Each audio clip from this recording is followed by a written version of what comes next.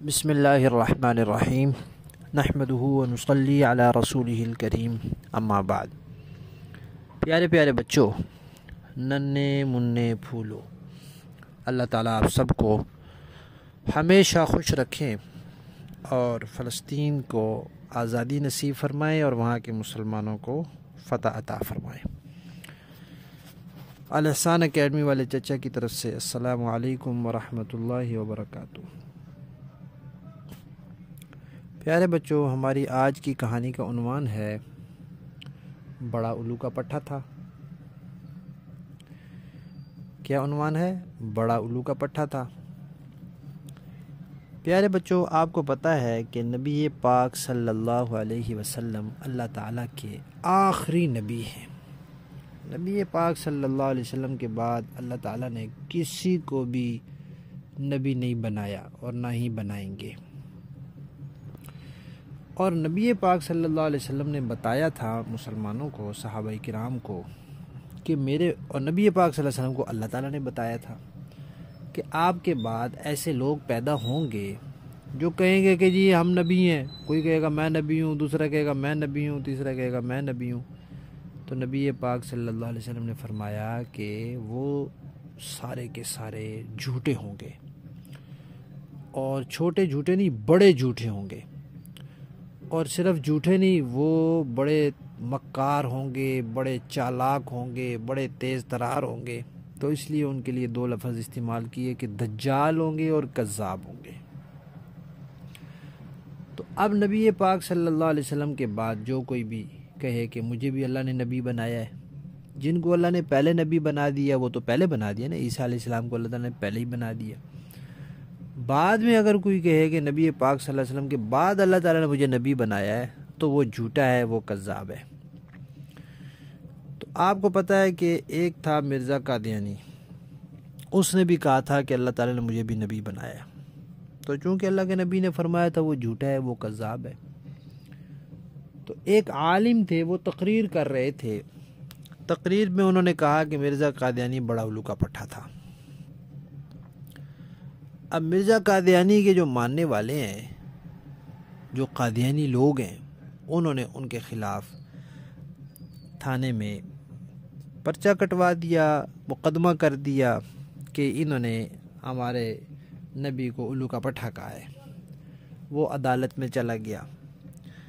عدالت میں جج صاحب نے بلوایا ان مولانا صاحب کو کہ آپ نے ایسا کیوں کہا۔ اب وہاں 2-3 جج بیٹھے ہوئے تھے۔ مولانا صاحب نے کہا جی کہ ہم آپ کو کچھ واقعات سناتے ہیں۔ انہوں نے مرزا قادیانی کے کچھ واقعات سنائے۔